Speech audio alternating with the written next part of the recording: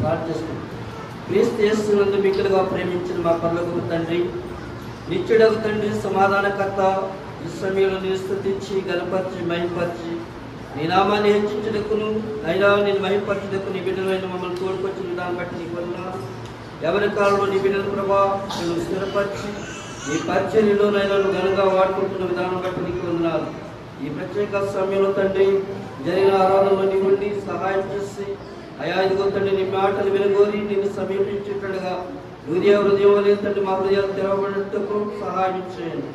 నేను అయోగ్యులను అల్పుడను, నా జ్ఞానం నా ఆలోచన మరుగుపరిచి నీ చిత్తాన్ని బట్టి నీకు ఇష్టమైన మాటని సంఘంలో తండ్రి నీ ప్రజలతో మాట్లాడమని, నీ యొక్క సన్నిధి కాంతి ప్రభావ ప్రతి ఒక్కరిపై ఉదయింపచేయమని, అయా ఈ సమయంలో తండ్రి కూడిన ప్రతి ఒక్కరు నీ తట్టు చూడడానికి సహాయం చేయమని మా ప్రభు రక్షకుడు యేసుక్రీస్తు పరిశుద్ధ పెడుతున్నాను తండ్రి. ఆమేన్.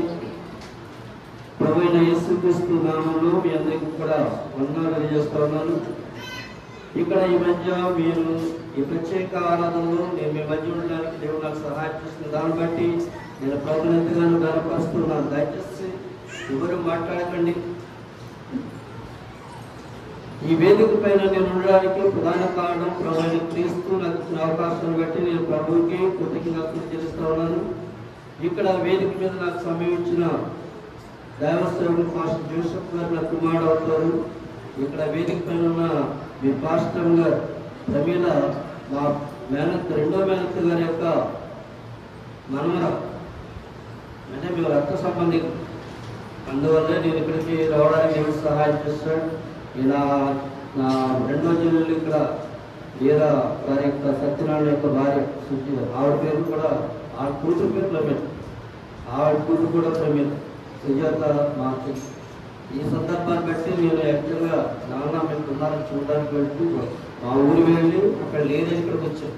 అది యాక్చువల్గా ఈరోజు ఇక్కడ ఉండేవాడు కాదు, సరే అక్కడ లేదని ఇక్కడికి వచ్చేసరికి సరే ఇక్కడ ఆరాధన 11 గంటలకి ఆరాధన కోసం వెళ్ళగా అరవాలి కదా, వెళదామని ఉద్దేశంతో అక్కడ ఆగడం జరిగింది. ఇదేమో చాలాసార్లు మా మేనగాళ్ళు మేము సార్ చర్చికి రావాలంటే అన్నారు, కానీ చాలాసార్లు వచ్చి వెళ్ళాను, కానీ ఇక్కడ చర్చికి రావడానికంటే నాకు ప్రత్యేకత చూడలేదు. అది దేవుని సంకల్పంతో వారు పిలవకుండా నేను అనుకుంటున్న ఇక్కడికి రావడం జరిగింది. సమయం ఇచ్చిన కుమారుడు దైవ సేవకులు గారికి, అలాగే ఆ మేనగాడు ప్రమీలకి, అలాగే వారి కుటుంబానికి మీ అందరికీ కూడా వందనాలు తెలియజేస్తూ ఉన్నాను. నేను ఎవరు మీకు అర్థమైపోయింది? అర్థమైందమ్మా? అర్థమైపోయిందా? చెప్పాలి. ఈసారి అన్ని వ్యక్తి కాలంలో ఏంటంటే అర్థమైపోతున్నాయి. అర్థమైతే పర్వాలేదు, కానీ అర్థమైపోతే మాత్రం ఉపయోగం దీన్ని కూడా అర్థం కావాలి. సరే, కొద్ది సమయం దేని యొక్క వాక్యాన్ని మనం పరిశీలించేద్దాం. పరిశుద్ధ గ్రంథం అనేది అంత విసుకున్నది, ఒకేసారి అన్ని సాధ్యం కాదు. కానీ ఈ సమయంలో కొద్ది మాటలు మీ మధ్య నేను పంచుకోవడానికి ఇష్టపడుతున్నాను. ఇది ప్రభు వల్ల ఆరాధన కూడా ఉంటుందని దైవసేవకులు తెలియజేస్తారు. ఏదేమిటి కూడా కీర్తన గ్రంథం 15వ కీర్తన 4వ వచనంలో చివరి మాటలు సార్ ధ్యానం చేద్దాం. 458వ పేజీ, కీర్తన గ్రంథము 15వ కీర్తన 4వ వచనంలో చివరి భాగం. అతడు ప్రమాణము చేయగా నష్టము కలిగినను ఏంటమ్మా మాట తప్పడు అని రాయబడ్డారు. అతడు ప్రమాణం చేయగా, అతడు ప్రమాణం చేస్తే నష్టం కలిగితేనంట. నష్టం కలిగితే మీకు అర్థమైంది? అర్థం లేదు, నాకు అర్థం కాదు. చెప్పండి, అర్థమైంది? అందుకని ఏం రాస్తాడు కీర్తనలో? ఒకడు ప్రమాణం చేస్తున్న తర్వాత ఆ ప్రమాణం నష్టం జరుగుతున్నా సరే ఏం చేయాలి? మాట తప్పాలి. అమ్మా మాట మీరు ఎక్కువ మాట్లాడారా? మాట్లాడతారా? సరే మాట్లాడతారన్నా మీరు మాట్లాడారు. అంటే నేను దాదాపుగా వారికి ఒక చర్చలో ఉంటుంటాను. దాదాపుగా అన్ని సంఘాలతో నాకు పరిచయం ఉంటాను. వేరే స్టేట్స్ కూడా వెళ్తుంటారు. కానీ మిమ్మల్ని అబ్జర్వ్ చేయడానికి మీరు మాట్లాడతారని నాకు కావాలి. మాట్లాడతారు కదా. ఇక్కడ ఏమన్నాడు? అతడు ప్రమాణం చేయగా నష్టము కలిగినను మాట తప్పాడు అని కదా. ఈ రోజుల్లో చాలా మంది మనుషులు మాట్లాడతారు కదమ్మా. ఇప్పుడే వస్తానని చెప్తారు, కనబడతారు. కానీ ఈ రోజుల్లో మానవుడు చాలా సులువుగా వీళ్ళంత అవకాశం ఉన్నంత వరకు మాటలు చెప్తాడు. నేను నీతో అన్నానా కదా, చెప్పండి కదా, నేను నాకు ఉన్న సొంత తక్కువ విషయంతో ఎక్కువ చెప్పడానికి అవకాశం ఉంటుంది, కానీ నేను అన్న మాట మీకు అర్థమవుతున్నాయి కదా, తిరిగే కదా చెప్తుంటా. కాబట్టి ఇక్కడ ఏమంటున్నాడు, ఈ రోజుల్లో మనుషులు ఎక్కువగా అబద్ధాలు ఆడతారు, మాట తప్పుతుంటుంటారు, ఇష్టానుసారంగా మాట్లాడుతుంటుంటారు, అనుకూలంగా మాట్లాడుతుంటుంటారు. ఏ మాటలు మాట్లాడతారో తెలియదు కొంతమంది. ఆ మాటల వల్ల సమస్యలు తెచ్చుకుని కొంపలు పెంచుకుంటారు కదా ఏమా. కాబట్టి మాట, నరుని యొక్క మాట ఎలా ఉండాలంటే మాధుర్యంగా ఉండాలి. దేవాది దేవుడు మాట చదివిస్తూ ఉన్నాడు. నీ మాట అవునంటే అవును, కాదంటే వాక్యం చెప్తాం కదా. వాస్తవంగా నిజ జీవితంలో ఎలా ఉంటున్నాం, ఈ వాక్యం అందరికి వచ్చే టాపిక్ తెలుసు. కానీ మనము మాట అంటే మాట, కాదంటే అవునో కాదని చెప్పాలి. అది క్రైస్తవుల యొక్క నీతి. కానీ ఈరోజు క్రైస్తవులు కూడా అబద్ధ సాక్ష్యాలు చెప్పడం, అబద్ధపు మాటలు మాట్లాడడం, అబద్ధపు ప్రమాణాలు చేయడం, అనవసరంగా మాట్లాడడం, అనవసర విషయాలు తలదోర్చడం సర్వసాధారణం అయిపోయింది. కానీ క్రైస్తవుడికి ఇది తగదు. క్రైస్తవుడు అయినప్పుడు, క్రీస్తుని ధరించినప్పుడు, క్రీస్తు స్వరూపం మనలో ఉన్నప్పుడు మనం క్రీస్తు లాగే ఉన్నాం తప్ప క్రీస్తుకి వ్యతిరేకంగా మనము జీవించకూడదు. అతడు ప్రమాణం చేసినప్పుడు, లేదా మీరు ప్రమాణం చేసినప్పుడు, లేదా నేను ప్రమాణం చేసినప్పుడు, లేదా దైవ సేవకులు ప్రమాణం చేసినప్పుడు, ఈ సంఘంలో కూర్చున్న వాళ్ళందరూ కూడా ప్రమాణం చేసినప్పుడు మనం ప్రమాణం చేయాలి. ఏంటి? మాట తప్పమని. ఏమో అంతలో మేము మాట తప్పమని, ఇంతవరకు మాట తప్పమేమో మాకు తెలియదు, ఇంతవరకు మా ఇష్టం సంఘంలో మాకు తెలియదు. అయితే ఈ రోజు నుంచి మేము మాట తప్పమని మేము మాట ఇస్తున్నాం. ఎవరికి? నాకు కాదు, సృష్టికర్త దేవునికి మనం మాటలు. దేవాది దేవుడు మనం ఏం అడగట్లేదంట, ఒక్కటే అడుగుతున్నాడు. ఏం తెలుసా? మాట తప్పలని మాట ఇవ్వమంటున్నాడు. మాట తప్పలని మాట ఇవ్వమంటున్నాడు.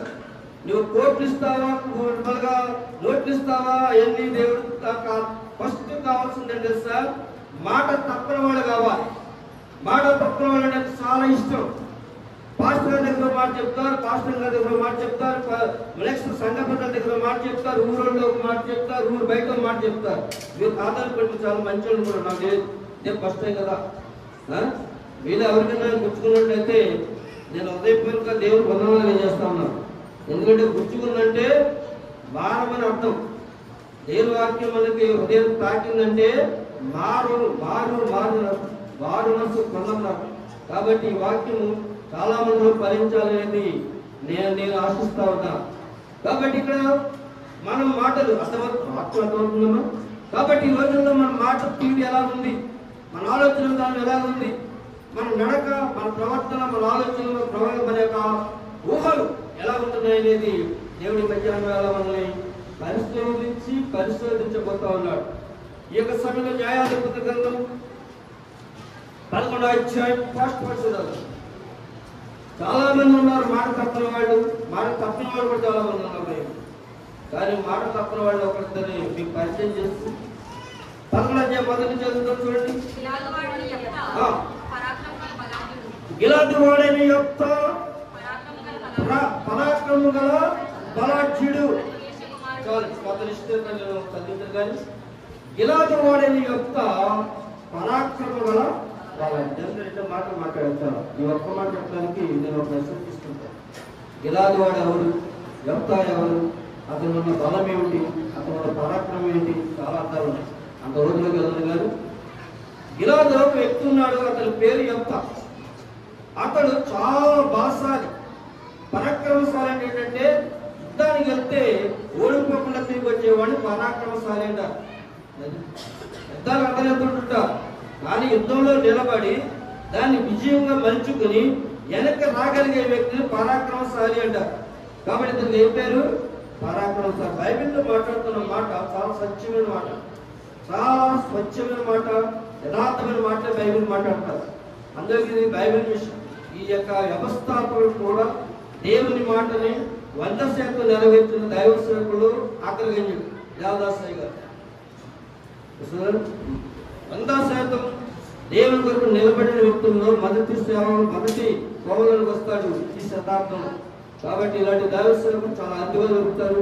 అలాంటి సేవకుడికి దేవుడు బయలుపరిచిన పేరే బైబిల్ స్టడీ. దేవుడు బయలుపరిచింది. కాకరి మండలంలో మోకాళ్ళ మీద ప్రార్థన చేస్తుంటే దేవుడు ఆయనకి బయలుపరిచిన సత్యం బైబిల్ మిషన్. కాబట్టి సత్య సంబంధమైన దేవుని యొక్క సంగురుతున్న మనం మాట తప్పకుండా ఉండాలని దేవుడు ఎందుకు మాట్లాడుతున్నాడు నాకు తెలియదు. అర్థం మాట తప్పేవారుగా ఉండకుండా మాట వినేవారుగాను మాట పోషించేవారుగా ఉండాలి. అయితే గిలాదు యొక్క ఊరిలో యొప్తా అనే ఒకతను ఉన్నాడు. ఈ యొప్తా అతను చాలా బలవంతుడు, బలశాలి. అట్లా మాత్రమే కాదు, పరాక్రమశాలి. అయితే అన్నదమ్ములు ఎవరికి కూడా ఇతని విధి విధానాలు నచ్చలేదు. కాదు చెప్పుకుంటున్నాను, అన్నదమ్ములు ఎవరికి కూడా విధి విధానాలు నచ్చకపోవడం వల్ల ఊరు బయటికి ఎండేస్తారు. ఎక్కడ పెట్టారండి? ఊరు బయట. మనం కూడా ఈ రోజుల్లో చాలా మంది ఇదే పని చేస్తుంటాం. వ్యక్తులు నచ్చకపోతే ఎక్కడికి ఎండేస్తాం? బయటికి ఎండేస్తాం. కుల బహిష్కరణ, మత బహిష్కరణ, రకరకాల బహిష్కరణ మనకే ఉన్నాయి. ఇలాంటి బహిష్కరణకి గురైన వాడు ఎవరు తెలుసా? ఒకసారి అతని యొక్క జీవిత చరిత్రను బట్టి అతను సరైన పుట్టిక లేదనే ఉద్దేశంతో వీళ్ళేదో బాగా పుట్టామన్న భావం చాలా మంది ఉండడం వల్ల వీళ్ళు ఏం చేస్తారంటే ఊరు బయటికి ఎండేస్తారు. ఊరు బయటకు కట్టేస్తే తాను తన కుమార్తె ఆ ఊరు బయట ఉండి దేవుని యందు భయభక్తులు కలిగిన వాడుగా జీవిస్తా ఉన్నాం. ఎవరు ఏందండి? దేవుని యందు భయభక్తులు కలిగి వెలివేయబడి, నెట్టివేయబడి, గింటివేయబడి ఊరు బయట ఉన్న ఏకైక వ్యక్తి దేవుని యందు భయభక్తులు కలిగి జీవిస్తున్నాడు కనుక ఈ పరిశుద్ధ గ్రంథంలో ఆయన పేరు రాయబడ్డారు. ఈ పరిశుద్ధ గ్రంథంలో నేను పేరు రాయబడ్డానికి ఆయనకు చాలా త్యాగాలు ఉన్నాయి. కాబట్టి ఇలాగ వెలివేయబడి, గెంటివేయబడి, నెట్టివేయబడి ఊరు బయట కులం తక్కువగాను మతం తక్కువగాను వెలివేయబడి వ్యక్తి అక్కడ దేవుని యందు భయభక్తులు కలిగి తన కుమార్తెతో జీవిస్తా ఉన్నారు. ఎంతమంది జీవిస్తా ఉన్నారు? ఎంతమంది గృహారాధన చేసుకుంటా ఉన్నారు? ఆదివారం ఒక ఆరాధనకు వచ్చి ఆదివారం మీద గుళ్ళో గడిపేసి ప్రార్థన మందిరంలో గడిపేసి సేవకులు ఎదుర్కొని గంటలో 2 గంటల 3 గంటలు వెళ్ళిన తర్వాత మధ్యలో మీరు ఎన్ని దినాలు దేవునితో గడుపుతూ ఉన్నారు? ఆలోచించుకోండి. ఎంతమంది ఇంట్లో గృహారాధన జరుగుతూ ఉన్నాయి? మా ఇంట్లో నిత్యం జరుగుతారు. అదే నేను అడిగే ధనం ఉండకుండా నిత్యం జరుగుతారు. క్రైస్తవుల ఇంట్లో గృహారాధన జరగా చిన్న పిల్లలు పెట్టుకుని మీరు ఇంట్లో పాటలు పాడా అది క్రైస్తవులు. మీరెవరో తెలియాలి. ఆదివారం ముందుకు వచ్చి దేవరాజు చేసుకున్నంత క్రైస్తవులు కాదు. ఆదివారమే కాదు, అన్ని రోజులు కూడా దేవుని కలిగిన వారుగా ఉండాలి. ఏ దినమైనా ఏ క్షణమైనా సరే దేవుని కలిగిన వారు ఉండాలి. యొక్క ఊరు బయట నెట్టి వేయబడినప్పటికీ గట్టి వేయబడినప్పటికీ యొక్క ఊరు బయట ఏం చేస్తున్నాడు తెలుసా? తాను తన కుమార్తె దేవుని యందు భయభక్తులు నిలిపి దేవుని కొరకు ఎదురు చూస్తా ఉన్నాడు. మనము ఈరోజు మన పరిస్థితులు ఎట్లా ఉన్నాయి ఆలోచించేయండి. ఏదైనా గవర్నమెంట్ నుంచి నీకు ఏదైనా సరే తక్షణం పలానా పథకాలు తీసివేస్తున్నామని ఒకవేళ గవర్నమెంట్ ఏదైనా నిర్ణయం తీసుకుంటే ఎంతమంది ప్రభువుని క్రీస్తు కొరకు సాక్ష్యం ఇవ్వగలుగుతారు? నాకు దేవుని ఏమి విమర్శించట్లేదు, డిస్ప్లే చేయట్లేదు. నిలబడగలిగితే క్రైస్తవులు లేదా అన్యులు. క్రీస్తువులు ఉన్న వారు ఏమవుతారు? ధన్యులు. క్రీస్తు లేకపోతే అన్యులు అవుతారు. క్రైస్తవులుగా ఉంటూ చాలా మంది అయిపోతారు. చాలా మంది కూడా అన్యుల కంటే అధ్వానంగా జీవిస్తూ ఉన్నారు. క్రైస్తవుల కంటే కూడా అన్యుల కంటే అధ్వానంగా అనేక విషయాల్లో తోలు వేయబడి, నెట్టి వేయబడి, గెంటి వేయబడుతూ అనేక రకాల అపహాస్యం చేయబడుతూ క్రైస్తవులు జీవిస్తూ ఉన్నారు కదా. నిజంగా అలాంటి పరిస్థితులు నేటి దినాల్లో క్రైస్తవులాగా జీవించాలి. ఎందుకంటే దేవుని రాకడకు ఎదురు చూస్తున్న జనాంగం, దేవుని రాకడకు ఎదురు చూస్తున్న జనాంగం ఎలా ఉండాలంటే ఎలా ఉండాలి సార్? వెలుగై ఉండాలి, ఉప్పై ఉండాలి. ఉప్పు కలిపితే మరింత పవర్ ఎక్కువ అవుతారు కదా. కాబట్టి ఈ సమయంలో ఈ యొక్క ఊరు బయట ఏం చేస్తున్నాడమ్మా? ఊరు వెలుగుండి ప్రార్థన చేస్తాడు. సరే, దినాలు గడిచిపోతున్నాయి, సంవత్సరాలు గడిచిపోతున్నాయి. ఒకసారి అమాలేకీయులకు ఇశ్రాయేలుకి యుద్ధం వచ్చింది. ఆ యుద్ధం వచ్చినప్పుడు ఆ యుద్ధంలో ఇశ్రాయేలు ఎవరికి కూడా ఈ యొక్క ఎవరు ఏ ఒక్కరు జనం ఉన్నారు, ఏ ఒక్కరు కూడా యుద్ధానికి వెళ్ళి అమాలేకీయులను ఓడించలేకపోతారు. ఏ నెలలో దైవభక్తి లేదు, ప్రార్థన జీవితం లేదు, సరైన విధానం లేదు. ఒకే ఒక్కడు ఊరు పెట్టుకున్నాడు. అయితే విషయం కొద్దిగా తెలుసుకుని మనం వెళ్తే ఓడిపోతామని విషయం మాకు తెలిసి వీళ్ళందరూ కలిసి వ్యక్తానికి పెంచారు. అంత కథలో చెప్పినట్టు ఎప్పటి వచ్చారు. ఎప్పటి వచ్చి తొందర ఏదో అయిపోయింది, మేము తెలుసు తప్పు చేశాము, మాకు అపరాధం క్షమించి ఊరు బయట గెంటేశాము, మమ్మల్ని క్షమించి ఈ రోజు మాకు నాయకుడమై ఉండాలి. ఎంత గొప్ప వాగ్దానం! వారిలో ఒంటరి వాడు 10 మంది దేవుని వస్తాడు. ఒక్కడే గట్టి వేయబడివాడే, గట్టి వేయబడివాడే. ఎవరు సహాయం లేకపోయినా సరే సహాయకుడైన దేవాది దేవుని వైపు చూస్తూ ఎక్కడ రక్షణ దొరుకుతుందో, ఎక్కడ ఆనందం ఉంటుందో, ఎక్కడ పురుతుందో ఆ దేవాది దేవుని వైపు చూస్తూ నిలబడ్డాడు. కనుక ఇన్ని వందల మంది, ఇన్ని వేల మంది యెఫ్తా వైపు పరిగెత్తుకొచ్చారు. నిజాయితీగా జీవిస్తే సమయంలో క్రీస్తుగా జీవిస్తే నీకు విడుదల సహాయం మరొకటి నుండి వస్తుంది. మౌనంగా ఉన్నట్లయితే ప్రమాదంలో పడతాం. అది ఇస్తే కనుక వాక్యం కదా. ఏదైనా మౌనంగా ఉన్నట్లయితే నీవు ఉన్నదంతా కోల్పోతావు. కానీ నువ్వు దేవుని సహాయం నిమిత్తం ముందుకు వస్తే దేవుని ఇంటి వారు బాగుపడతారని మొదటిగా చెప్తున్నమాట.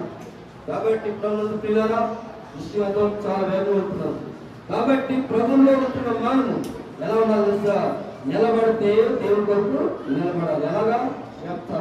యెఫ్తా యూరి పెట్టి ఒక్కడే నిలబడినప్పుడు చక్కగా వీళ్ళందరూ వచ్చి బ్రతమాలుకుంటా ఉన్నారు. ఏం బ్రతమాలుకున్నారు? నువ్వు మాకు రాజువై ఉండు, నువ్వు మాకు న్యాయాధిపతి ఉండు, మా మీద నాయకుడు ఉండు. మన్నేమన్నారు? పోరా మీద పరిపాలన కదా, నీ పుట్టిన మంచి కాదు, నీ ఓడి కాదు, నీ వంశం కాదు, అది కాదు, ఇది కాదు. దూషించిన నోరే ఈరోజు ఘనపరుస్తా ఉంది. నేను దేవుడు నిలబడితే నిన్నెవరు దూషించారు, నిన్ను ఎవరు వెలేశారు, నిన్ను ఎవరు పక్కన పొమ్మన్నారు, నీకు ఎవరు గౌరవం లెక్కలు చేశారు, వాళ్ళందరూ కూడా నిన్ను గౌరవించి చేసే దేవుడు మన దేవుడు. ఉన్నతమైన కృపతో నింపే దేవుడు మన దేవుడు. ఉన్నతమైన ప్రేమను బట్టి దేవుడు నిన్ను ఆశీర్వించాలనుకున్నప్పుడు ఊరు బయట ఉన్న పర్లేదు, ఊరు లోపల ఉన్న పర్లేదు, ఎక్కడ ఉన్నా కానీ నువ్వు యేసుతో ఉంటే అదే నీకు గొప్ప ధన్యత. అదే యెఫ్తా పడతావు. అలాంటి యెఫ్తా దగ్గరికి ఎవరు వచ్చారు? ఊరిలో ఏమన్నారు? రాగానే కాళ్ళు పట్టుకుని బ్రతిమాలుతా ఉన్నారు. నిన్ను గెంటి వేసిన వారు నేను బ్రతిమాలే పరిస్థితి. అందుకే దావీదు అంటున్నాడు, నీ శత్రువులు అయితే నీకు భోజనం చెందపరుస్తున్నాడు. ఆ వాక్యం నీ శత్రువులు అయితే ఏం చెప్పుకొస్తాడట? ఏమంటారు? రమ్మంటున్నాడు. రమ్మన్నప్పుడు సాధారణ వ్యక్తిని గెంటేశారు. రమ్మన్నప్పుడు అధికారిగా న్యాయాధిపతిగా రమ్మంటున్నారు. అప్పుడు పోయేటప్పుడు సాధారణ వ్యక్తిగా పోయే రమ్మంటున్న వ్యక్తి ఎలా తెలుసా? సర్వ సైన్యాధిపతిగా రమ్మంటున్నారు. ఎంత తేడా చూసారు? దేవుడు వ్యక్తికి, దేవుడు లేని వ్యక్తికి ఎంత తేడా చూసారా? పోయేటప్పుడు మమ్మల్ని వెళ్ళాడు కానీ వచ్చేటప్పుడు దేవుని పాము కలిగిన వాడై ఇశ్రాయేలుకి న్యాయాధిపతిగా, ఇశ్రాయేలుని కాపాడే సామర్థ్యం కలిగిన వాడుగా తిరిగి వస్తారు. సరే వచ్చాడు, వాళ్ళని కోరుకునేకి అమాలేకుల మీదకి యుద్ధానికి వెళ్ళాడు. యుద్ధానికి వెళ్ళిన తర్వాత 29వ వచనం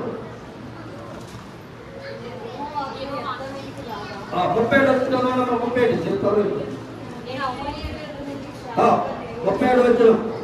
నేను అమ్మోనీయుల యొద్ద నుండి క్షేమంగా తిరిగి వచ్చినప్పుడు నన్ను ఎదుర్కొనుటకు నా ఇంట ద్వారం నుండి బయలుదేరి వచ్చినదేదో అది యెహోవాకు ప్రతిష్ఠితమగును మరియు దహనబలిగా దానిని. చాలా విషయాలు ఇంటిలో చూడండి. అధ్యయనంగా ఎందుకంటే ఈ సమయంలో మనం గమనించలేదు. యెఫ్తా రాజు యెఫ్తా ఈరోజు న్యాయాధిపతి ఉన్నతమైన అధికారం కలిగిన వాడి చేతిలో బలం ఉంది, సైన్యం ఉంది.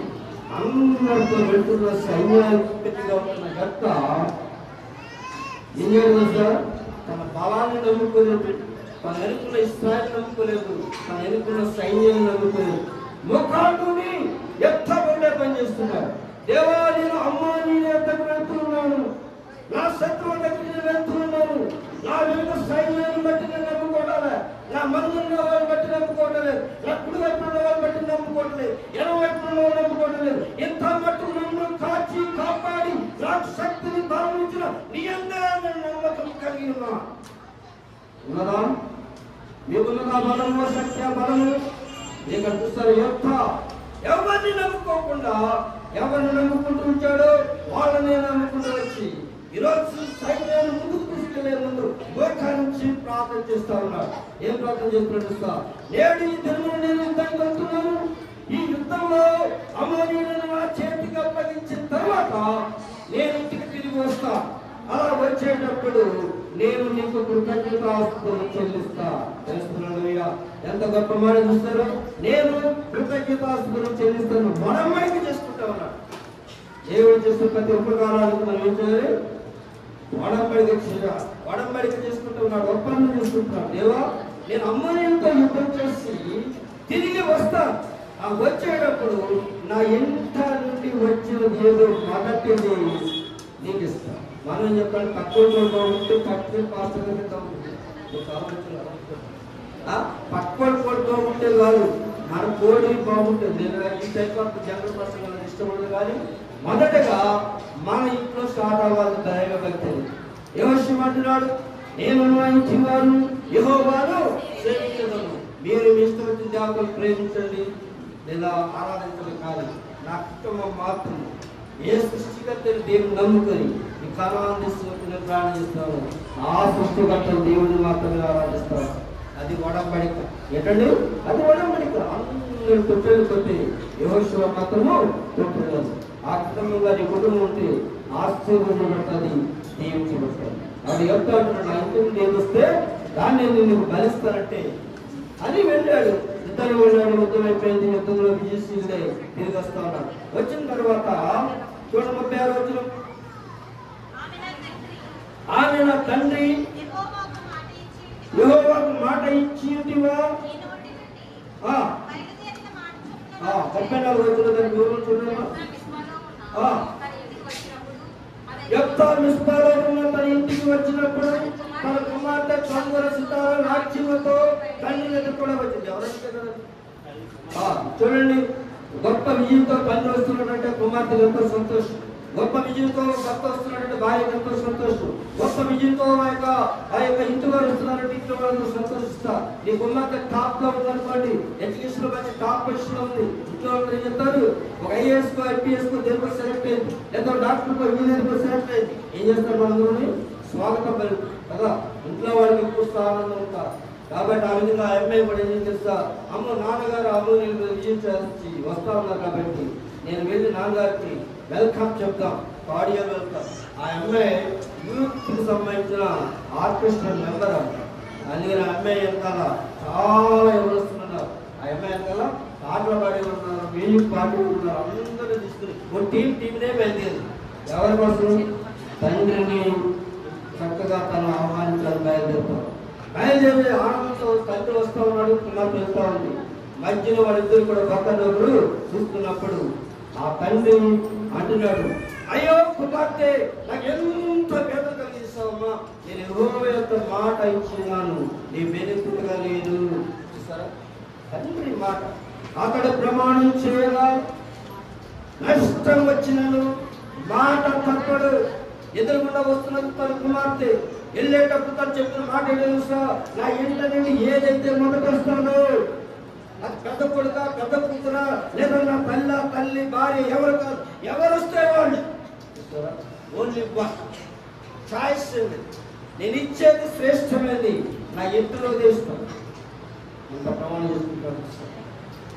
అంటే ఎప్పుడైతే తాను స్తంభలు చిత్తాలు వాయించుకుంటూ ఆర్కెస్ట్రాతో నాన్నగారికి వెల్కమ్ చెప్తుందో ఏమి మాట్లాడకుండా అవుతే నా ప్రాణము ఎంత సంతోషంగా వచ్చాను, అంత నన్ను ఆనందం లేని వాడుగా చేసేస్తాం, దుఃఖ భక్తిగా చేస్తాం. అమ్మ నా దుఃఖము ఈ రోజు గుండె పగిలిపోతాను. వచ్చేటప్పుడేమో ఆనందం వచ్చాడు. వచ్చే పరిస్థితులు అక్కడ చూస్తే ఎప్పుడున్న పరిస్థితి చూడండి. తల్లి కుమార్తె యొక్క మధ్యలో, తండ్రి కుమార్తె మధ్య జరుగుతున్న సంఘర్షణ. తండ్రి మనసులో ఏముందో అమ్మాయికి తెలియదు, అమ్మాయి మనసులో ఏముందో తండ్రికి తెలియదు, ఇద్దరికి తెలియదు. కానీ భయంకరమైన సంఘర్షణ. ఏం తెలుసా, నాన్నగారు మంచి విజయశీలుడే అమ్మోనీయులతో యుద్ధం చేసి వచ్చాడు కాబట్టి ఇంతకంటే ఆనందం ఏమంటున్నది. ఆ అమ్మాయి ఎగిరి గంతులేసి పాటలు పాడతాడు. కానీ యుద్ధంలో వెళ్ళిపోవడానికి మంచి పరాక్రమశాలైన ఈ యొక్క హృదయం పిండి వేయబడతాడు. పిండి వేయబడతాడు. ఎదురుగుండా తన కుమార్తె ఏం చేయాలో అర్థం కాదు.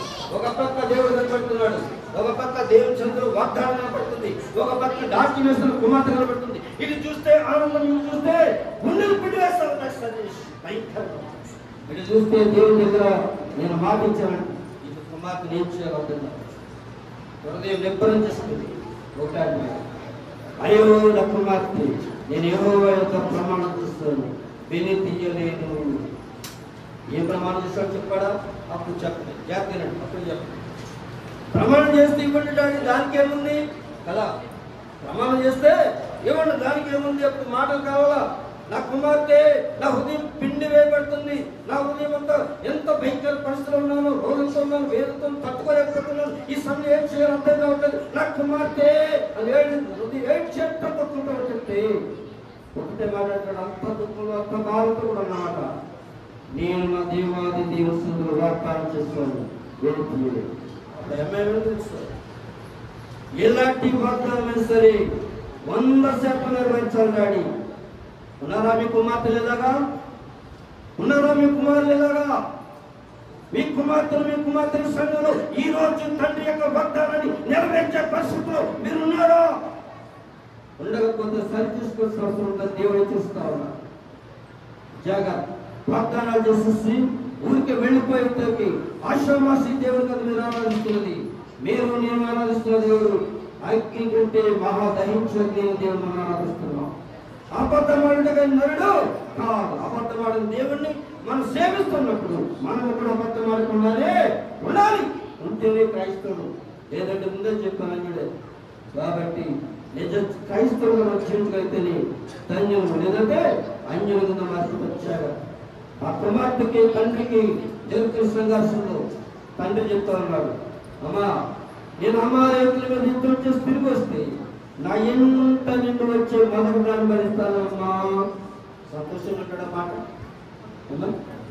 అదే పిండి వేయబడుతున్నప్పుడు ఆకే నా ఇంట్లో ఒక సన్నివేశం జరిగితే నా ఎదురుగా నా పెద్ద కుమార్తె వస్తే ఆయమైన బలివలసిన పరిస్థితి నాకే ఉంటే నేను ఎట్లా మాట్లాడతాను?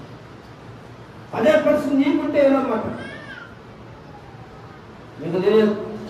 నేను ఈరోజు మండలాఫీసులో ఉంటాను, కానీ ఉద్యోగం పోవడానికి నేను కలెక్టరేట్లో ఛాలెంజ్ చేస్తాను. నా ఉద్యోగం పోతుందని చెప్తే ఖర్చు ఎలా తీసుకుంటా తీసుకొని ఏం అక్కడ ప్రమోషన్ రాసి ఈరోజు చాలా ధైర్యంగా ప్రమోషన్ జాగ్రత్త. ఈరోజు నేను ఒక జిల్లా అధికారి ఇచ్చిన అన్ని ప్రమోషన్స్ అవుతాయి. నాకు ఆరు ప్రమోషన్ చేస్తా. దేవుడు వాక్యం నేను నానేస్తా ఉన్నాను.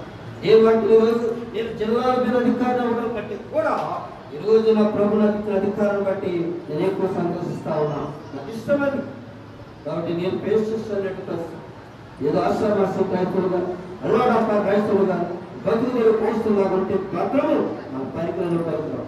తండ్రి చెప్తా ఉన్నాడు, ఇలా వాగ్దానం చేస్తున్నామా, ఈ వాగ్దానం బట్టి నన్ను క్షమించు అని నోడాడి మంచి వాగ్దానం చేస్తారు. ఎవరికో వచ్చిందో లేదు, మా సైన్యంలో ఎవరో సైన్యం ఇస్తానలేదు. నిజంగా మీరంటే మీరే ఏదైనా సరే ఇంట్లో స్టార్ట్ అవ్వాలి. గొప్ప daddy, I'm very happy to check daddy. నా తండ్రి చూడాలి, నేను ఎంతో ఆనందిస్తా ఉన్నాను. తండ్రి మీరు అలాగనే చేయండి. కానీ ఈ రోజున్న పరిస్థితులు నేను దేవుని దగ్గరికి బలి వెళ్ళాలంటే నేను ఇంకా పరిశుద్ధులుగా ఉండాలి కనుక కొన్ని దినాలు అందిస్తే నేను ఏకాంతంగా పోయి ప్రభు సందులో ఏడ్చి ప్రభు సందులో గొడవలు ఏడ్చి నేను పరిశుద్ధంగా నన్ను నేను తీర్మానం చేసుకున్నంత వరకు కూడా నేను ఆ బలికి అర్థమంత పరిస్థితి. ఒక ఏదైనా అభ్యంతరం నాలో ఉందేమో, ఏదైనా పాపాలు నాలో ఉన్నాయేమో, ఇప్పుడేసే డ్యాన్స్ లో మోసుకుందేమో, తగ ఉన్నదేమో, దయచేసి నా పక్కన 4 దినాలు ఇస్తే ఆ 4 దినాలు నా ఎంతకు నేనే దేవుని గౌరవించి ప్రార్థన చేసి పశ్చాత్తాపడి నేనే స్వయంగా దేవుని దగ్గరికి ఈ రోజుల్లో ఎవరైనా ఉంటారా? ఏ తండ్రైనా ఏ తల్లి సాక్షులు ఇవ్వగలుగుతారా? చెప్పిన వాక్యం ఉంటే మనం వెళ్ళిపోతున్నాం అంటున్నాను. కానీ ఏంటి మన నడవడుతుంది ఆలోచన జాగ్రత్త. కొద్ది దినాలు అయిపోయిన తర్వాత ఆ కుమార్తె ఆ తండ్రి దేవుడిలో కలిగాడు. ఇలాంటి పరిస్థితులు వాగ్దానాలు ఇవ్వకపోయిన జీవితం నిలబడి సాక్ష్యం చెప్తాం. విన్న వాళ్ళకి గొప్పగా ఉండాలని రకరకాల సాక్ష్యం చెప్తాం. వద్దు, అలాంటి దేవుడికి ఇస్తుందా? దేవుడికి ఇష్టమైన పని చేయడానికి ఇష్టపడండి. ఏ వాగ్దానాలు బహిరంగంగా చేయాలా? తన మనసులో వాగ్దానం తీసుకున్నాడు, దాని వాగ్దానం తన మనసులో నిక్షేపిస్తున్నాడు. దేవుని బలిపీఠం వాగ్దానం చేస్తాడు, వెళ్ళాడు వచ్చాడు, అదే పని అక్కడ ప్రమాణం చేయగా నష్టం కలిగిన మాట తప్పడా? ఎవరు పాటించలేదు వాళ్ళు. ఈరోజు తీసుకున్నారు, ఈరోజు నింపున్నారు, ఈరోజు నీ మనోడు మనోరాళ్ళు నీ కుటుంబస్తుల పరిస్థితి ఎలా అంచనా వేయగలుగుతున్నా తెలుస్తున్నాను. ప్రభా ఎన్ని మందిలో ఉంటాను, అనేక ప్రమాణాలు చేస్తూ ఉన్నాను. ఈరోజు ప్రమాణాలు నెరవేర్చిన స్థితిలోకి నన్ను క్షమించి నన్ను యొక్కవలే నన్ను అంగీకరించాలి. ప్రార్థన చేసి ధన్యుడు.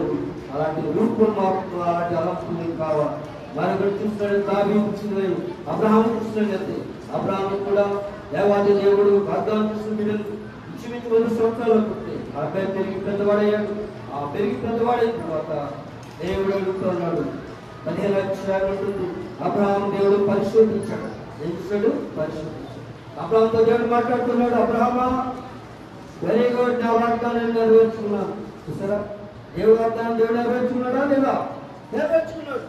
100 సంవత్సరాలైనా 150 సంవత్సరాలైనా వాగ్దానం అనేది అదే రోజు నెరవేరకపోవచ్చు.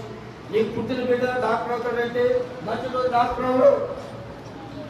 దేవుడు వాగ్దానం చేస్తాడు, నీకు పుట్టిన బిడ్డ డాక్టర్గా చేయబోతున్నాను వాగ్దానం చేస్తాడు.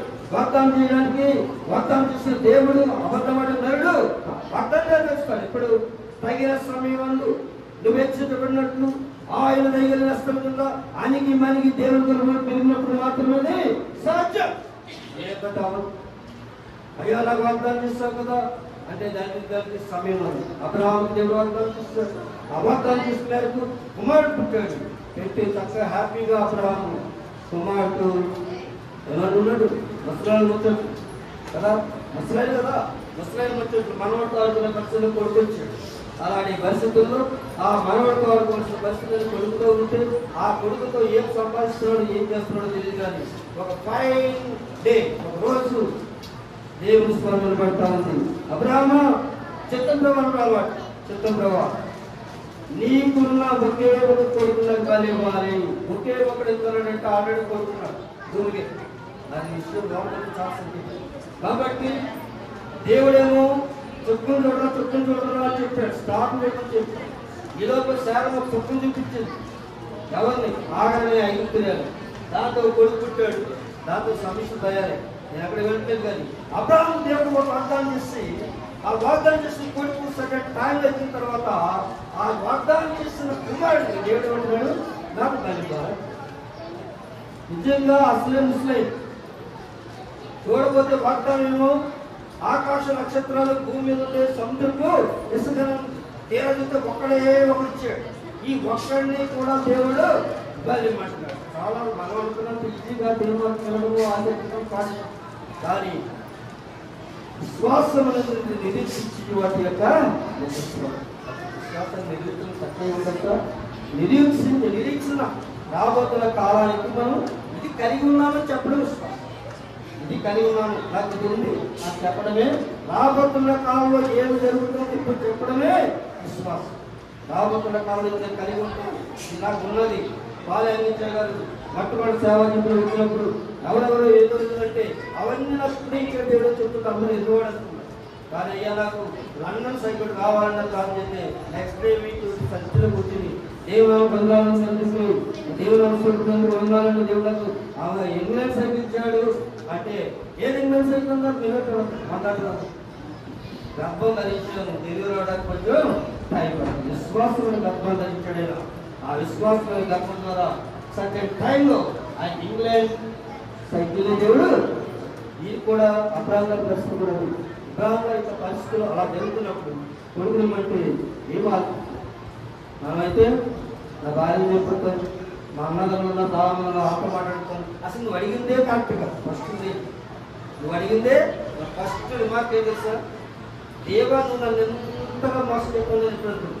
మన దగ్గర వచ్చి పెడితే మనం పట్టుబట్టు మా దగ్గర అట్లా అంటే సరే ప్రభువారికి చెప్తాం.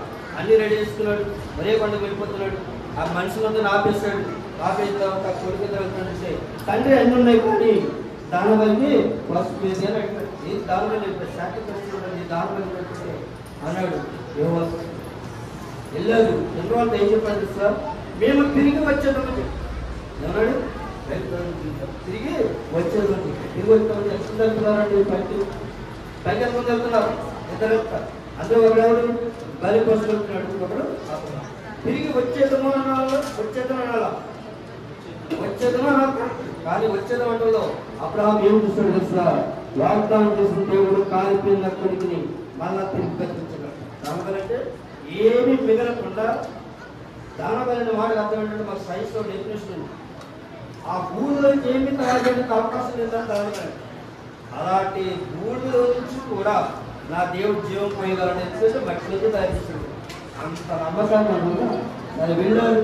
దేవుడు ఆడవేడిగా బలిపరుస్తుందా ఇస్సాకు కట్టేస్తాడు. అన్నైపోయి కట్టేసేటప్పుడు దేవుడు అన్నాడు ఇంతమడచ్చా.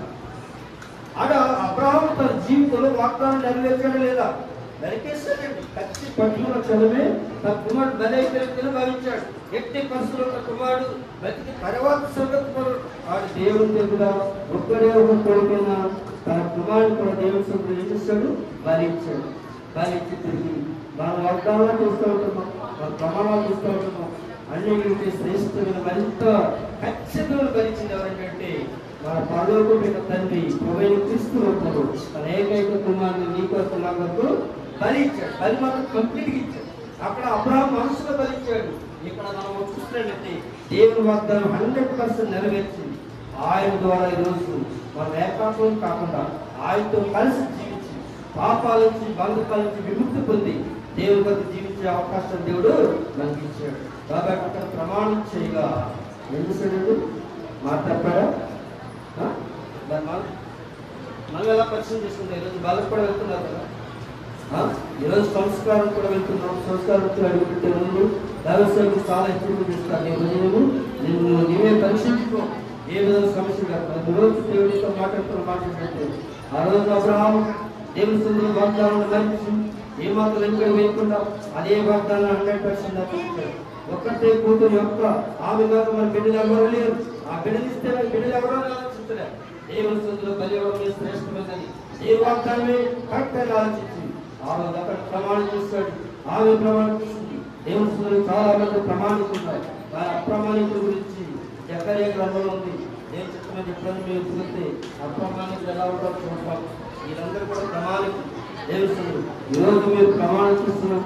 ఏమైతే వాగ్దానం బైబిల్ మంచి శ్రేష్ఠినప్పుడు ప్రమాణపూర్వకమైన సంఘం ఇది, వాగ్దానంతో సంఘం ఇది, ప్రభు బయలుపరిచిన సంఘం ఇది, ప్రభు సంఘంలో నడవలసిన రీతిని బోధించిన దైవ సేవకు స్థాపించిన సంఘం.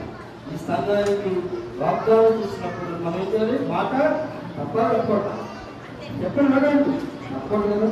అక్కడ ప్రమాణం చేయగా నష్టం వచ్చిన ప్రమాణం చెప్తే మాట్లాడుతున్నాడు. మన నష్టం గుర్తులేస్తాం కదా. ఆ నష్టం వచ్చినా సరే ఇక్కడ మాట్లాడతాం లేకపోతే నష్టం వచ్చినా సరే ఎక్కువ మనం ఆ వాగ్దానాన్ని విడిచిపెట్టి బయటికి రాకూడదు. కాబట్టి దేవుడికి తెలుసుకుంటున్నాను మన ప్రమాణాన్ని 100% నెరవేరుస్తూ ప్రభావ నేను నీ కొరకు ఇలాగ జీవించిన యెఫ్తాను తయారు చేసి అబ్రహామును తయారు చేసి దేవాది యొక్క మనసు యేసుక్రీస్తు కలిగిన మనసు మీరు కలిగిన ఆయన ప్రమాణం చేస్తాడు. ఏదే పట్టు నాకు మీ పాపాలను తీసేయడానికి నా కుమారుని నేను పంపిస్తాను. ఆ వాగ్దానం నెరవేరేంత వరకు కూడా క్రీస్తు రూపులది 100% నెరవేరేంత వరకు కూడా ఆయన ఏం చేస్తాడు? మాట తప్పకుండా ఆయన నిలబెట్టుకున్నాడు. నాకు ఈరోజు క్రైస్తవ విశ్వాసం తీసుకున్నాము. మాట తప్పకుండా ప్రభుత్వం జీవించడానికి ప్రభుత్వం ఎల్లప్పుడూ మనకు తోడుగా ఉండదు కాక. ఆమేన్.